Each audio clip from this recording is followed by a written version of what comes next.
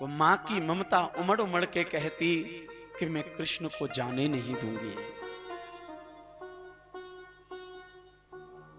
मां है ना, मां की ममता तो अद्भुत होती है। मां के लिए बेटा जिगर का टुकड़ा होता है साहब, और ऐसे ही बेटे के लिए भी मां होनी चाहिए। लेकिन मां का प्रेम तो वैसा ही है, दुष्ट भी बेटा हो तो भी मां उसको प्रेम करती है। लेकिन बेटा आजकल मां को प्रेम करना नहीं जानता। मां की महिमा को वो जानते हैं जिनको जिनको जन्म देके उनकी मां मर गई हो ना, वो बालक जानता है कि मां की महिमा क्या है। एक हमारे किसी ने, एक छोटे से बालक ने बड़ा सुंदर भजन गाया है।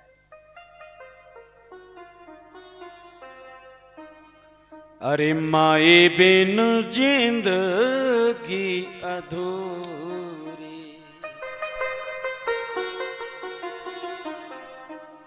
अरे माए बिन जिंदगी अधूरी, हो बबुआ माए बिन जिंदगी अधूरी, माए बिन जिंदगी अधूरी, हो बबुआ माए बिन जिंदगी अधूरी, माए बिन जिंदगी अधूरी, माए बिन जिंदगी अधूरी, बबुआ माए बिन जिंदगी अधूरी, माए बिन जिंदगी अधूरी, बबुआ।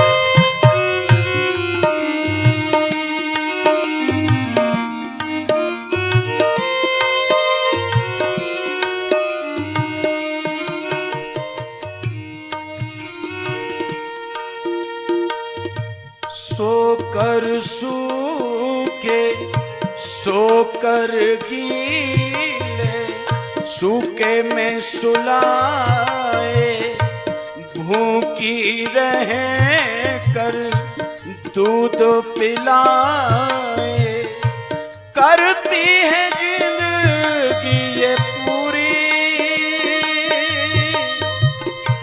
करती है जिंदगी ये पूरी, करती है जिंदगी ये पूरी, माए बिन जिंदगी अधूरी,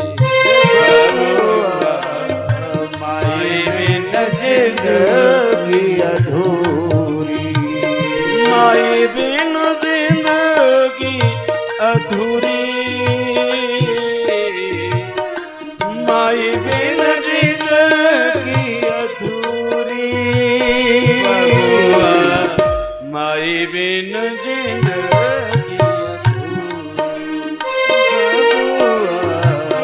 माए बिन जिंदगी अधूरी, माए बिन जिंदगी अधूरी, माए बिन जिंदगी अधूरी।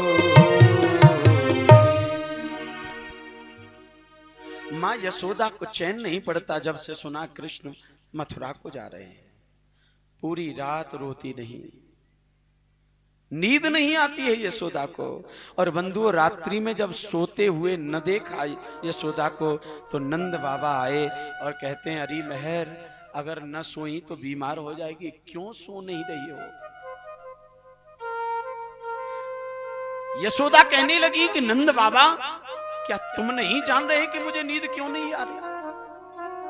अरे जिस माता का बेटा उसको छोड़ करके प्रातः काल जाने वाला हो, उसको नींद आए तो कैसे आए? नंद बाबा, मेरा मन कहता है कि मैं सुबह अगर मेरा कृष्ण मुझे छोड़ के जाने लगा तो मैं उसको जाने नहीं दूंगी, रोक लूंगी उसको, मां हूं मैं उसकी। नंद बाबा बोले, अरे मेहर, कृष्ण खुद जाना चाहते हैं। अक्रूर ने जब उनको ले जाने की कहा तो कृष्ण उत्सुक होकर के उछल पड़ा था और कहता था, काका क्या हमें मथुरा नगरी देखने को मिलेगी? बोले हाँ। तो बोले जरूर चलूंगा। मेरे सामने उसने कहा था, यशोदा मैं तुझसे कहता हूं वो कृष्ण जाना चाहता है, तू रोकना नहीं। यशोदा कहने लगी, वो जाना चाहता है तो उससे क्या लेना देना मुझे? अरे बेटे पे माँ का अधिकार होता है, और माँ जो चाहे बच्चा तो वही चाहता है जो उसको अच्छा लगता है, लेकिन क्या अच्छा है बच्चे के लिए ये तो माँ जानती है, इसलिए मैं जाने नहीं दूंगी, रोक लूंगी उसको। नंद बाबा बोले, अगर वो कृष्ण जाने की जिद में रोने लगा तो? वो रोने लगा, उसकी आंखों में आंसू आ गए, तो यशोदा क्या तू कृष्ण के आंसू देख पाएगी? यशोदा कहने लगी, नहीं नहीं, अगर मेरा कृष्ण रोएगा ना तो मैं कृष्ण की आंखों में एक आंसू नहीं देख पाऊंगी। तो यशोदा, अगर तू कृष्ण की आंखों में आंसू देखना नहीं चाहती है, दो तरीके हैं तेरे पास। एक तरीका है कि या तो तू कृष्ण को रोते हुए देख करके यहीं रोक ले, और दूसरा तरीका यह है कि तू कृष्ण को जाने दे, उसके आंखों के आंसुओं को तू अपनी आंखों के माध्यम से बहा दे। कृष्ण को मत रुला, भले ही इसके लिए तुझे रोना पड़े, पर तू कृष्ण को मत रुला। यशोदा कहने लगी, हे नंद बाबा, अगर मेरा कृष्ण जाने के लिए रोएगा ना तो मैं उसको रोने नहीं दूंगी। उस कृष्ण की आंख का एक एक आंसू जहां गिरेगा मैं अपना रक्त बहाने को तैयार, उसके आंसू में अपनी आंखों से बहा दूंगी, पर कृष्ण को जाने नहीं दूंगी, कृष्ण को रोकूंगी नहीं। हृदय कठोर कर लिया। प्रातः काल बंधु कृष्ण जब जाने लगे तो कृष्ण को हृदय से लगा, आंखों में प्रेमाश्रु आए, लेकिन मुंह फेर लिया यशोदा ने कि अगर ये आंसू कृष्ण को दिख गए तो कहीं कृष्ण की भी न रोने लगे। मेरा बेटा है, अगर मेरी आंखों में आंसू देखेगा, एक बेटा होने के नाते उसकी आंखों में भी आंसू आ जाए। इसलिए जानबूझ करके मां यशोदा अपने आंखों के आंसुओं को छुपा लेती हैं और कृष्ण को विदा देती है।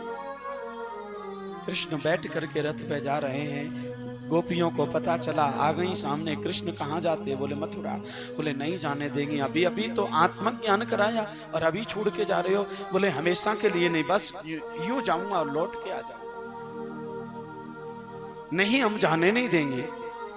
रथ के आगे लेट गई। तब गोपियों को तत्व ज्ञान दिया, हे गोपियों, मैं विष्णु के अंश को भेज रहा हूं, मैं लीला पुरुषोत्तम कृष्ण यहीं रह जाऊंगा। सारा ज्ञान देकर के गोपियों को